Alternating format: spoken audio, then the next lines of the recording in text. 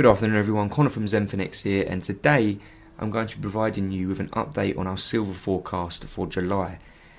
In focus today will be how the Federal Reserve, I think, is confusing the markets in their communication.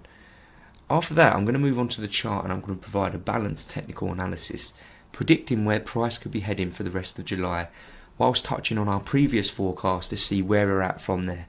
Okay, so much like gold really, this market I think has been correcting quite slowly. And it's been like this for about 3 weeks now. And the reason for this is I think it's this confusion that we have around Federal Reserve policy that I mentioned last time. So a couple of weeks ago we had that huge hawkish surprise, didn't we? And we had that big drop. And we had someone like Thomas Barkin. He said that central banks had made substantial further progress towards its inflation goal in order to begin asset tapering. And it was that language that really sent the markets down. Roll the clock forward to yesterday, on day one of a 2-day testimony in front of Congress.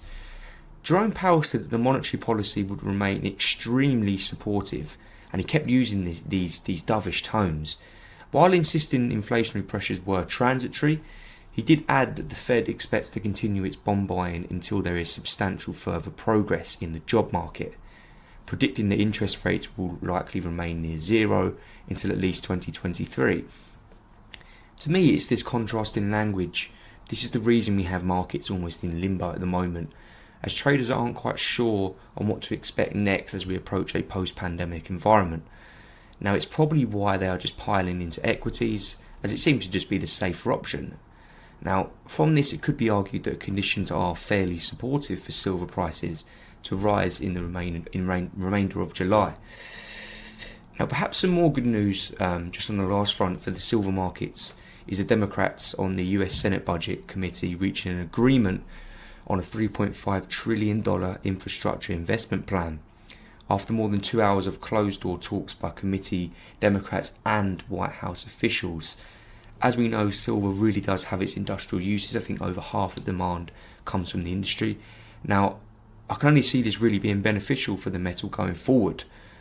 Maybe not for the rest of July instantly, but I think it's going to be a constant good piece of news for silver. Moving on to the chart now, and just going to mark some key levels for you, and I'm on the daily chart at the moment, and I just love how this market has respected this 200-day moving average. Now, what I'd really like to see as well is potentially the market to go and break above this 100-day moving average and maybe go and test the 50-day moving average as well, especially for the rest of July. I do think it has some legs to catch up on as well, so we can put a take profit in maybe at around $27. Now, the only way I see this market falling any further in July is if we do get this break below this 200-day moving average, a potential retest, and then aiming at around 23, which is a selling level which I've had in for a while, which clearly does not want to go down there. So, only really looking for buying opportunities. I do think the conditions at the moment are quite supportive for silver prices. So we have this 200-day moving average coming into play, may get another retest, and it really has just been a real slow and quite painful correction really. Can we get a break above this 100-day moving average to move higher? Now onto the 4-hour chart, and you can see really that it's kind of just a bit of a mess.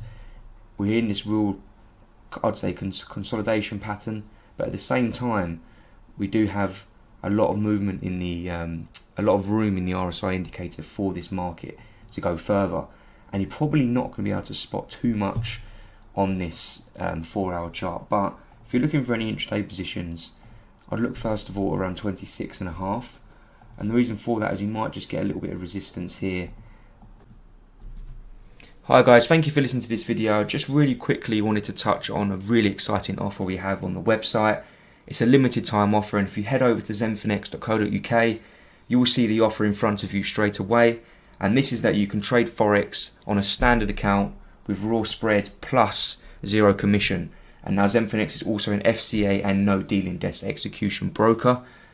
If you are interested in this offer, you can get in touch with the team by clicking learn more, or you can simply go to open an account where you can start the application process. On an intraday level, from A, the 200 simple moving average, and B, this order block which broke this structure low that we have down here.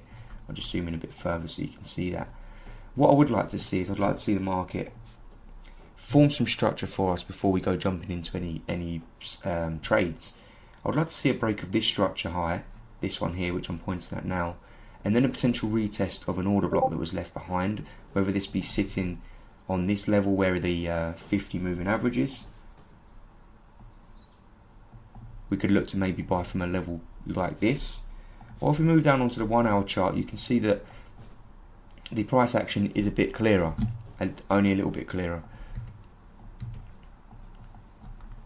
So you can see that as a whole we are creating a series of higher highs and higher lows, and if we have a look at maybe buying from a retracement into something like this on an intraday level, because the corrections are quite small, then I wouldn't mind buying from a level like this, which has a sensible stop loss level which nearly sits just below the 50 moving average, targets that 26.5 for around a 4.4R risk reward trade, and also potentially holding for something like 27, because I do think if you look back from that previous drop, although there isn't as much market imbalance as there was on gold, you can still see that up here we do have this market imbalance, which I'll label as a FVG, which is a fair value gap, which is where the market is inefficient in its pricing.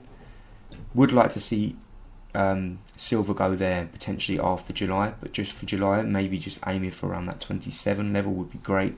Would show some nice correction, but I do think 26.5 is going to come into play as well. Again, we've got plenty of movement on the RSI indicator. You can see where we bottomed out here on the daily chart, and we just started to tick to the upside now. 4 hour chart, much more of the same. A lot of chop and churn, a lot of unpredictable price action, but what I would say is the correction is there. It's a grind to the upside. I do think it's going to be a slow recovery, but a recovery nevertheless. So that's it today for silver, guys. I hope you all enjoyed this video. Please drop your comments in on the comment section as well, and keep liking and keep subscribing to these videos. I want to hear where people think silver's going for the rest of July, actually, because I found this market quite difficult to predict. But anyway, other than that, I'll catch you all for the next video, which will be next week. Cheers, guys.